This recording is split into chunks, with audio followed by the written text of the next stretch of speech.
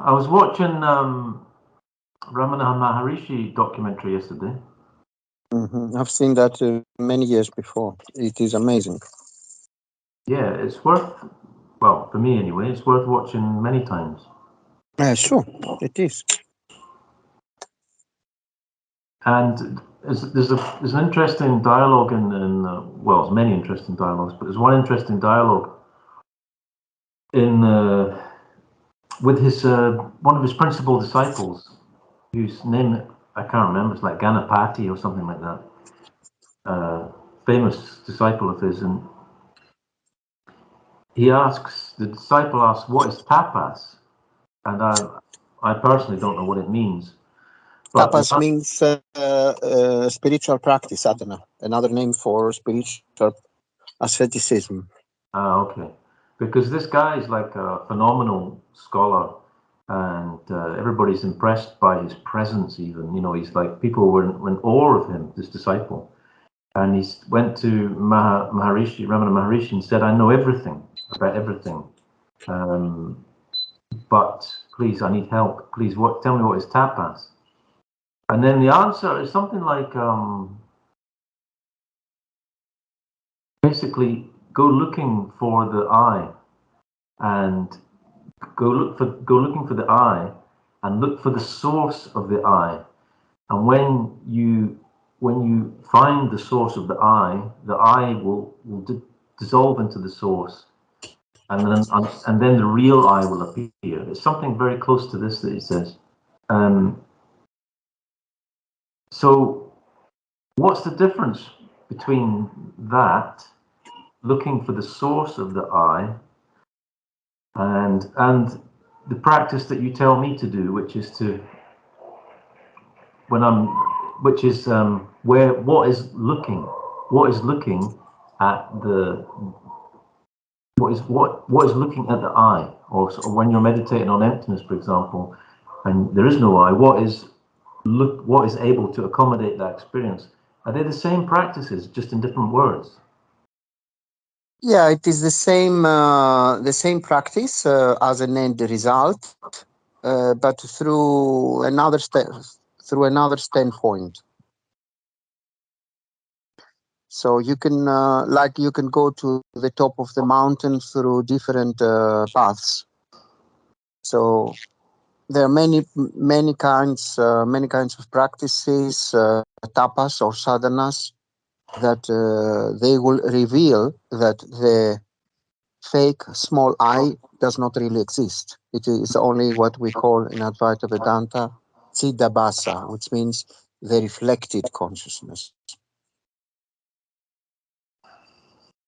So by trying to find it, by trying to see whether this small I does really exist or not, it runs away. It disappears by itself, because it is like a ghost.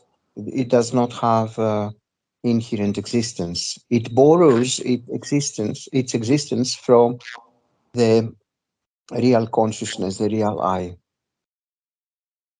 This is also what they are referring to when they speak about Atma Vichara in the writings of Ramana Maharishi.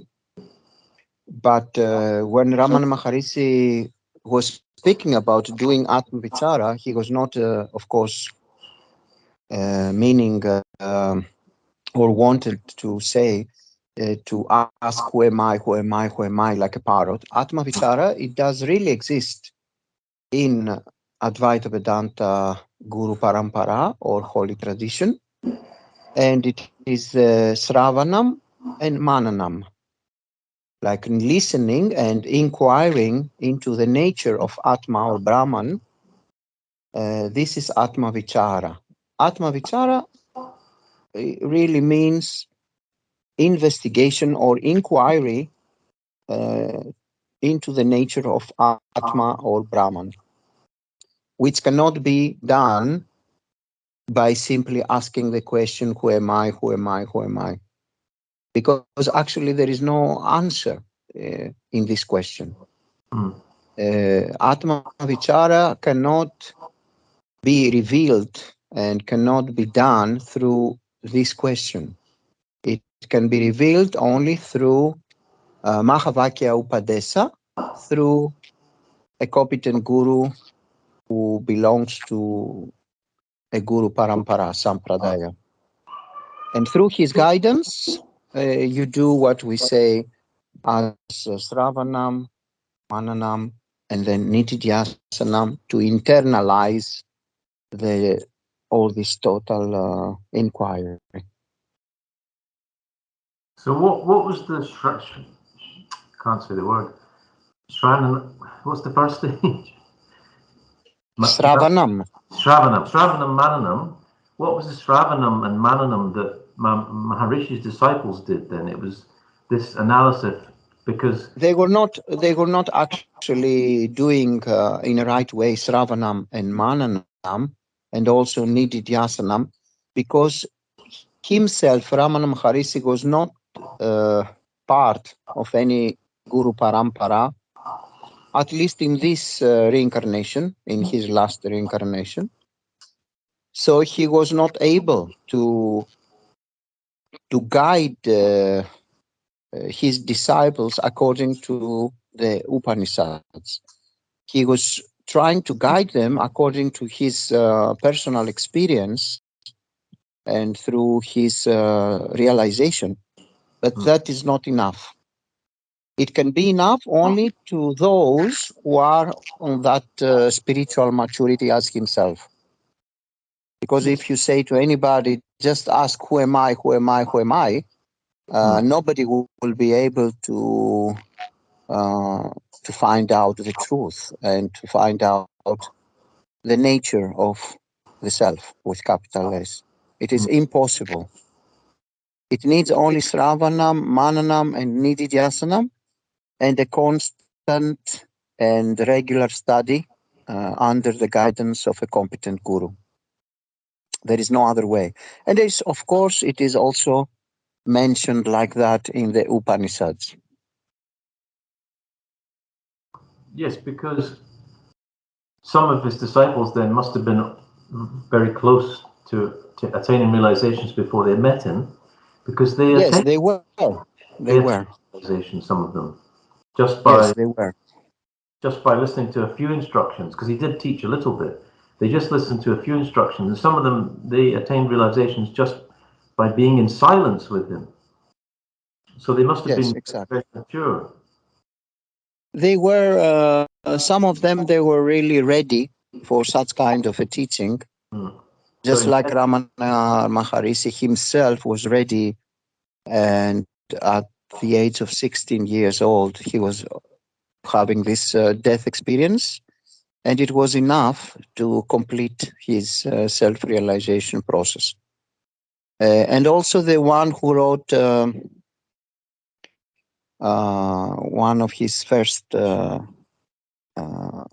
talks, he was also a very known scholar and a very known person in India, and he was known for his realization. And also all those who were around him in his ashram, they were really very advanced. High level. So in when we talk about Shravanam, Manam, Nididhyasanam, it's for the vast majority of people. They need a very systematic. It's only a few exceptions where you can condense this.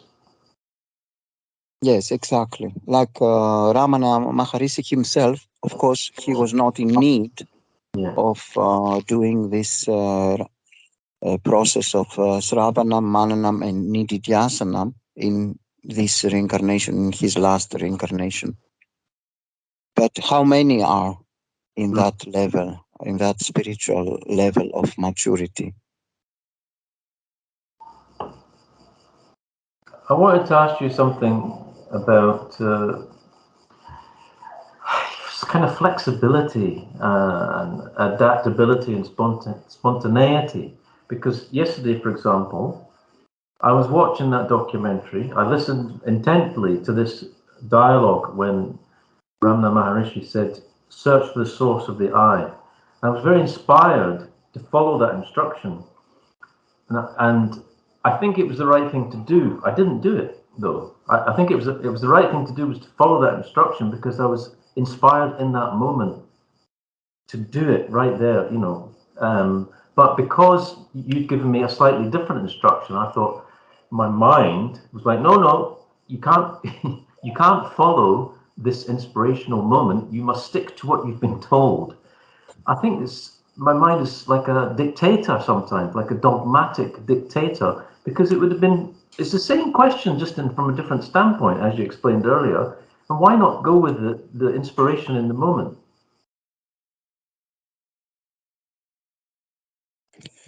Yes, you can use different approaches to gain the same end result, looking straight away of the nature of awareness, which is the only real self and the only reality. And it depends also from the sadhanas or tapas that each and every individual did in his or her past lifetimes. So if, for example, somebody is used to sadhanas or tapas according to Dzogchen tradition, then he will feel more familiarity with such kind of practices or meditations or teachings. And this will work much more than, for example, of those of Advaita Vedanta path, let's say. So it depends always what happened before, what kind of spiritual practices and spiritual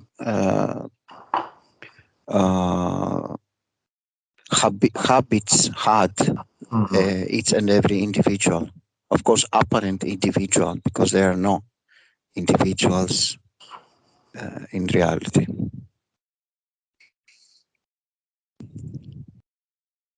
So for Andrew, for example, practices and sadhanas or tapas, which are connected mostly with the Buddhistic approach, may be more helpful, let's say, or more familiar.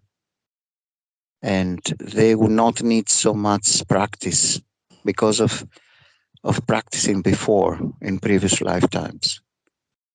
And similarly, for another one who did a lot of practices and was working in Advaita Vedanta path, in this lifetime will seem much more familiar and it will be more beneficial to him or her. That's why there is no problem to be different paths, because it is according to each and every apparent individual what he or she really needs.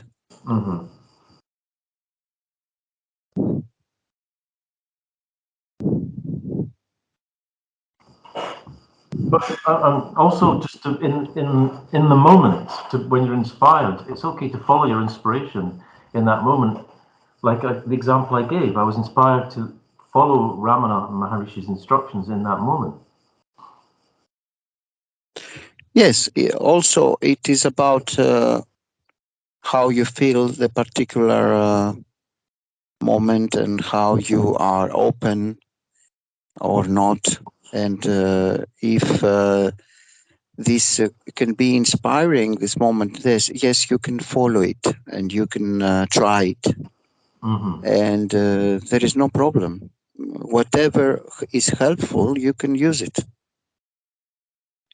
You can go according to the circumstances and how you feel.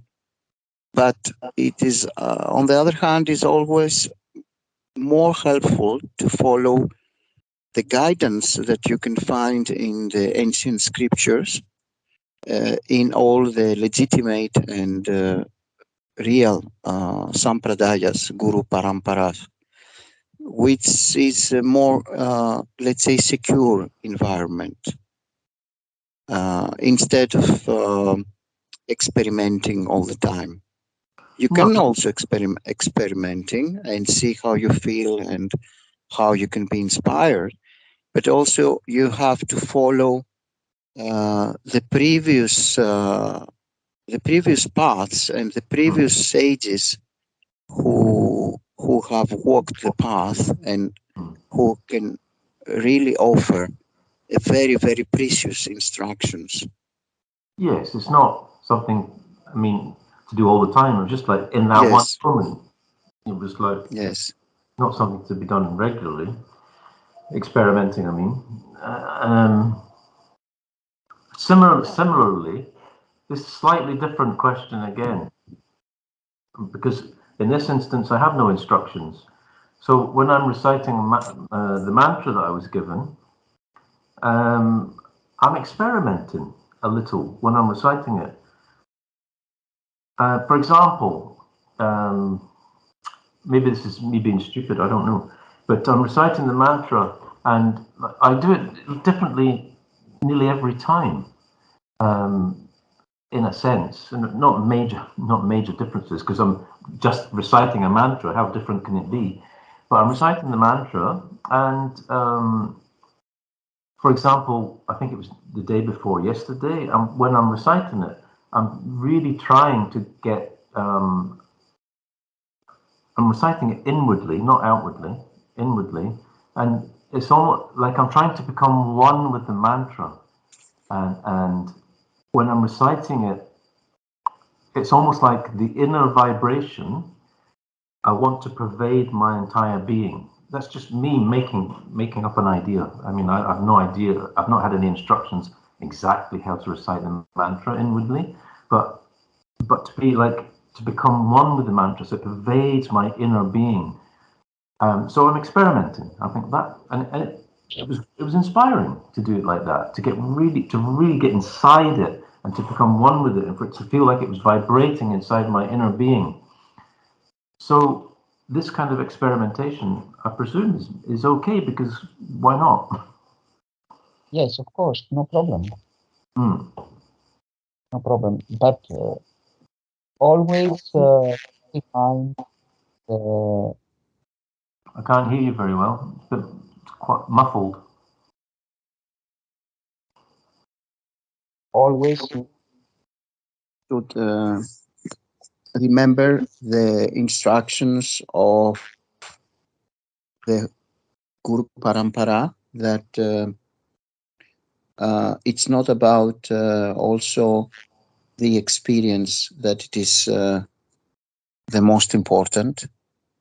For example, a lot of people, they are searching blissful experiences, you know that. Yeah. Which is by itself, it is not bad. But when it becomes, how to say, when it becomes a wish and a strong desire for doing spiritual practices only for having blissful experiences or exotic experiences, then it can become an obstacle. Because whatever is an experience is something impermanent and something which is connected with the mind. So it cannot lead you to the truth and to the recognition and conviction of what you really are. So the instructions, for example, from the scriptures, and especially Upanishads, is not to be over interested about having experiences while you do your sadhana, your spiritual practices, because this may lead you astray. Yes. If they come, you accept them, but you should not wish for them. You should not stuck on them, and you should use them as only a stepping stone and go beyond of any kind of experiences. So all the beautiful experiences are the result of having the mind in a restful state and bringing out the true nature of the mind, which is connected with the source, the real consciousness itself. But to search for beautiful experiences or blissful experiences by itself can be an obstacle. Yeah, because So, it's ego-driven. yeah, the ego will try to use these beautiful experiences to go astray and to use them as entertainment, when in reality we don't do spiritual practices for any kind of entertainment or blissful experiences. We do the spiritual practices to know the self, to know which is our true nature, our true self, what we really are, self-knowledge. If they come, some nice experiences, okay, you accept them and you welcome them, but not to stuck on them and not to wish for them. When I'm reciting yesterday, for example, when I was reciting my mantra, it's before I do my meditation. So really, the more profound that I merge, if you like, into the mantra, the more blessings I receive, the better my meditation. So it's a preparation I'm doing for my meditation. It's not an end in itself. Then it is okay.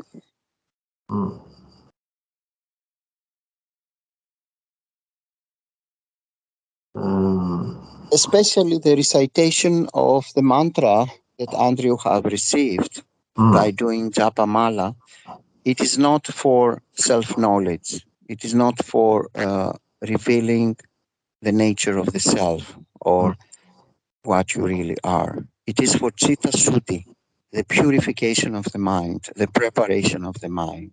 Yeah. So by itself, it is a preparatory practice anyway. The same with upasana, any kind of meditation in deities or forms of God, Saguna Brahman. All these are just preparatory practices, and you can gain with them purification of the mind, preparation of the mind, in order sequentially after to be ready for jnana yoga, self-knowledge, which is the highest form of bhakti. So bhakti is really threefold. It is karma yoga, upasana, and jnana yoga. Unfortunately, nowadays they present in a wrong way these forms. They say bhakti yoga is for emotional people, and you can gain self-realization moksha even only with bhakti yoga, with worshipping of any kind and pujas and rituals. And they say with Raja Yoga, you can also enter to moksha, doing different kinds of meditation, which is also not correct. And also they say that you can, if you are active, an active person, that you can enter to moksha through activities for the benefit of humanity, and so on and so forth. But all this is completely against the scriptures. You cannot have self-knowledge with karma yoga or with pujas or with worshipping of any kind or with any kind of meditation.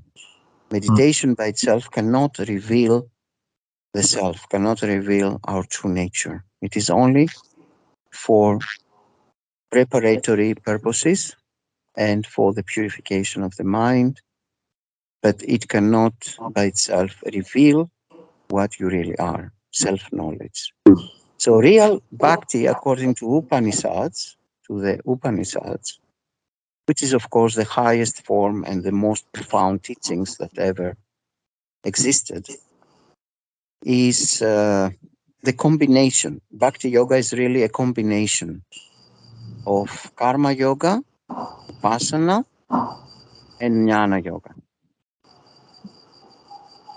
Yes, So when you say according to the scriptures, it's important to understand, isn't it? When you say scriptures, it means the realization of the rishis and the saints of the past. It's not some book. It's not some dogmatic book. It's the realizations of the highest level.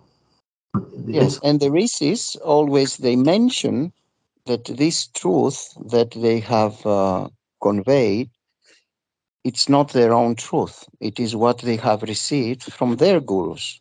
And their gurus have received from their gurus, and their gurus have received from their gurus, and so on and so forth.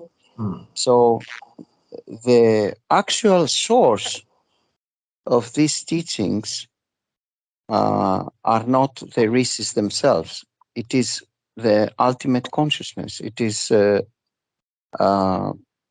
what we call Isvara, or Bhagavan, or God, the Saguna aspect of Brahman, which is the controller of the apparent universe and the apparent beings.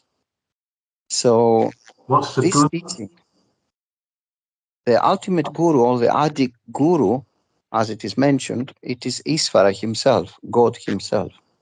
Saguna Brahman, the God who is at the same time the controller together with Maya.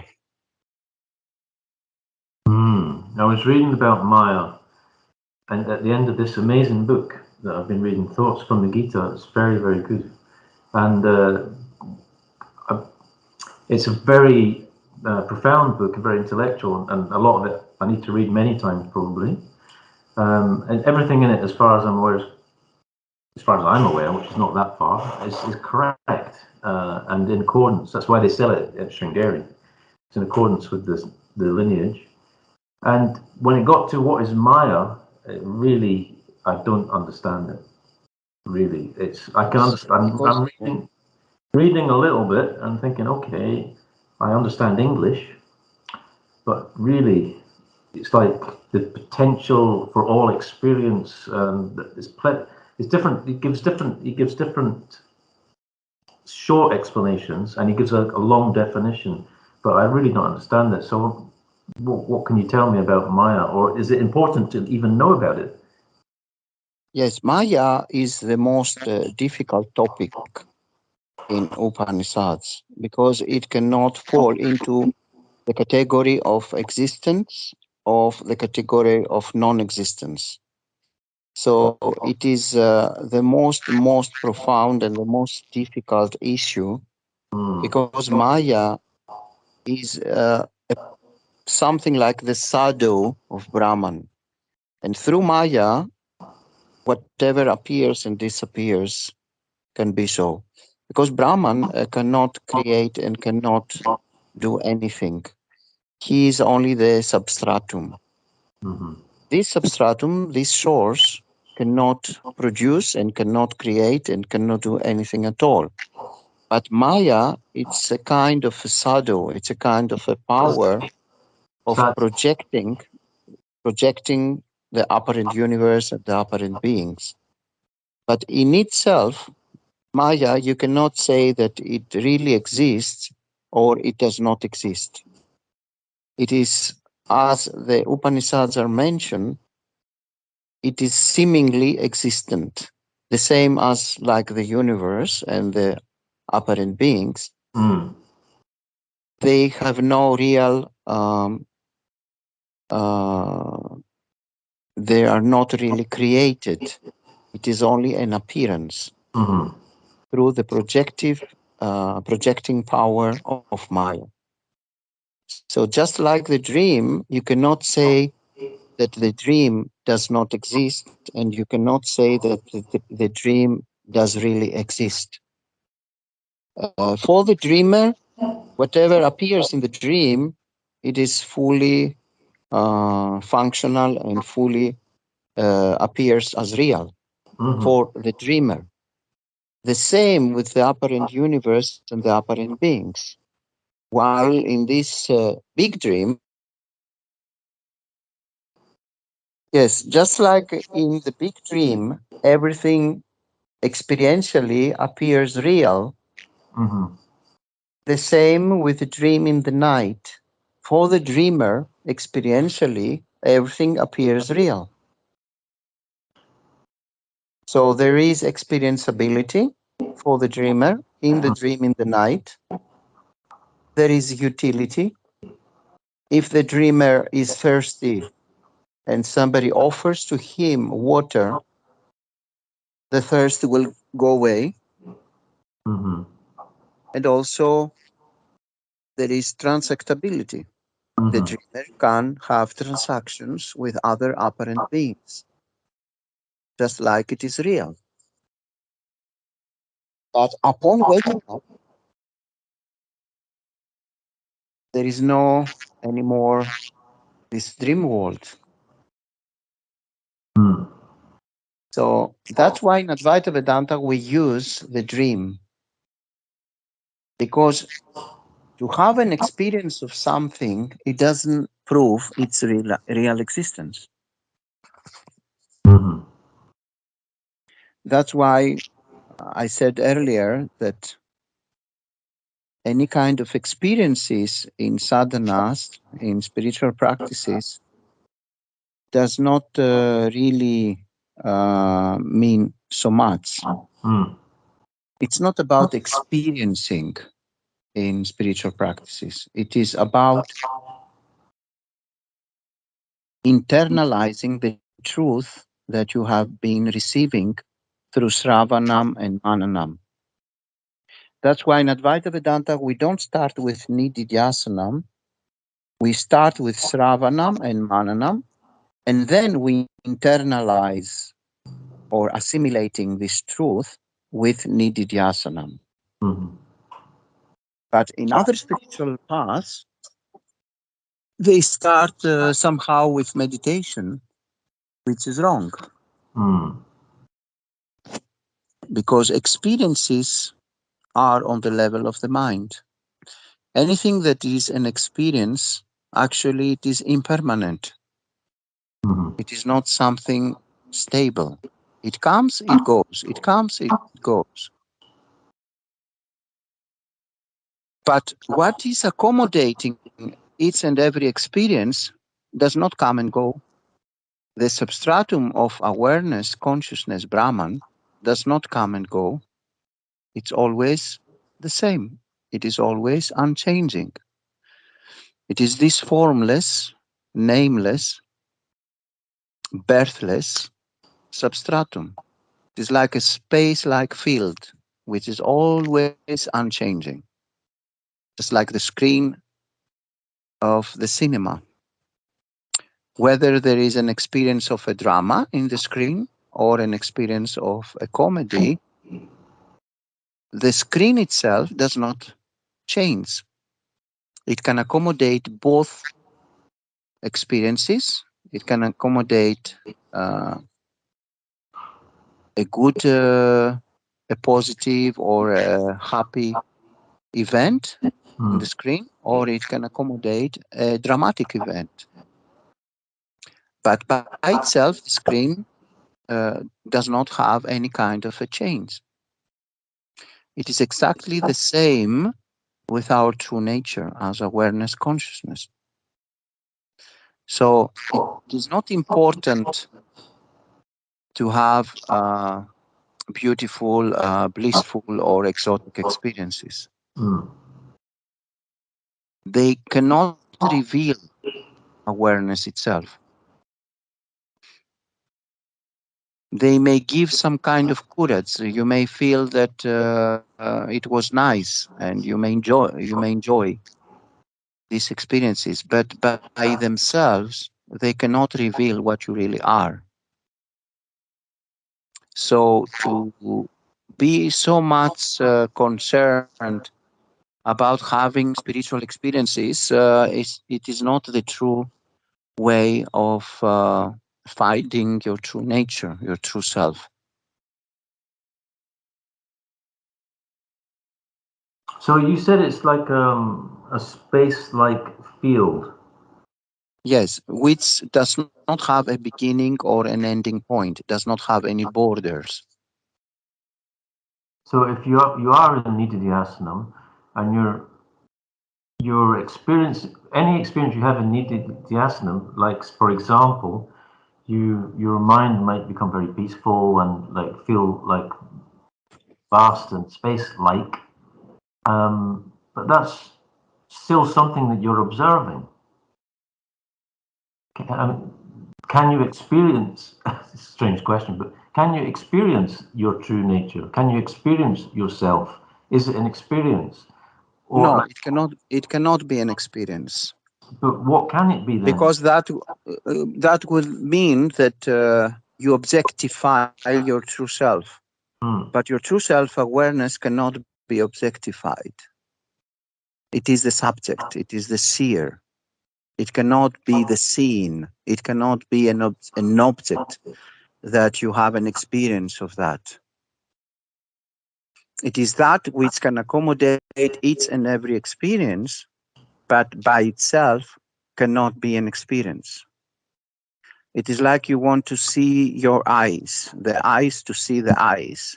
That is not possible. The eyes cannot see themselves, except, of course, if you use a mirror. The same with awareness. Awareness cannot see itself as an object because it is the only one that really exists. It cannot be an object of observation. So by trying to see yourself or to know yourself or to experience yourself, it is impossible. Experience cannot help.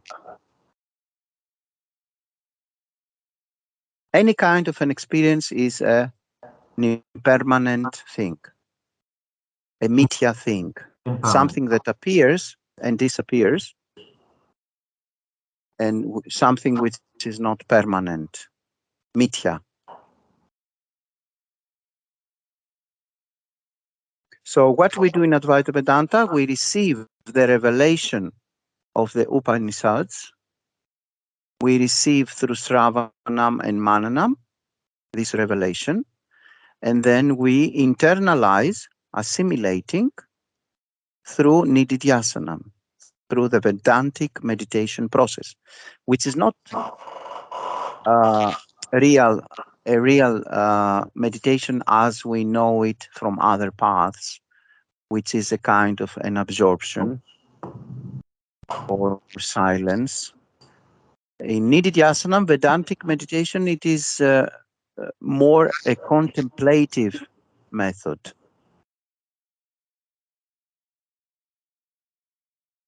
It's like you are refreshing and you are seeing or internalizing again and again all the teaching that you have received previously from Sravanam and Mananam. And now you want to marinate yourself in this truth. And you contemplate this truth. You don't want to go into a kind of absorption in silence. Silence may help as a preparation, or after you have seen the truth on the contemplative basis. Silence can help after just to enjoy. But by itself, silence or the negation of the mind or silencing the mind does not really help. So we want the mind. We use the mind. We don't want to kill the mind. Anyway, the mind does not really exist as an entity. It is only a tool. I really can't get that, what you're talking about. I really don't get it. For me, silence is essential. It's essential. It is essential as a preparation. It is essential after to enjoy the truth, but it cannot be used as a basic tool for seeing what you really are. Okay. Yeah, I understand that you need to contemplate. It's not, yes, it is not enough. Silence is not enough. Okay. So you need to contemplate, but also that contemplation can be done as a kind of knowing. That doesn't need to be like big thoughts going on. Do you know what I mean? Like this happened to me the other day. I'm meditating, I'm contemplating, because you have to contemplate. If you're meditating on, like, if you're meditating on emptiness, for example, you need to contemplate at some point, all right? Because then you've got no direction. If you just sit in silence, you're not meditating on emptiness. You need to contemplate the teachings on emptiness, and then that directs you in towards the goal, inverted commas. But you need to contemplate. But that contemplation sometimes can be almost like silence, because you know what's, as you're looking at the absence of the self, for example. You mean the absence of the small or fake self, the Yes, body-mind complex? looking at the absence of the person, the so-called person, such that, to whatever degree you can do that. When you're looking, after you've contemplated and you think, oh my God, there's nothing there, there's no person, you can look with knowingness that is silent. It's like you're seeing, or you're knowing. Doesn't have to be with big thoughts. It can be like a silent understanding of what you're doing. Yes, that is okay. But you cannot easily be on that state from the first moment. So you need the contemplative basis in order to perhaps to enter that state of silencing knowing afterwards. Yeah, then it is okay. Then you don't need any more what we call the mind. You can just remain and you can just abide in that knowing in a silent manner. That is wonderful. exactly. But that. it's not easily attainable, that especially for junior seekers.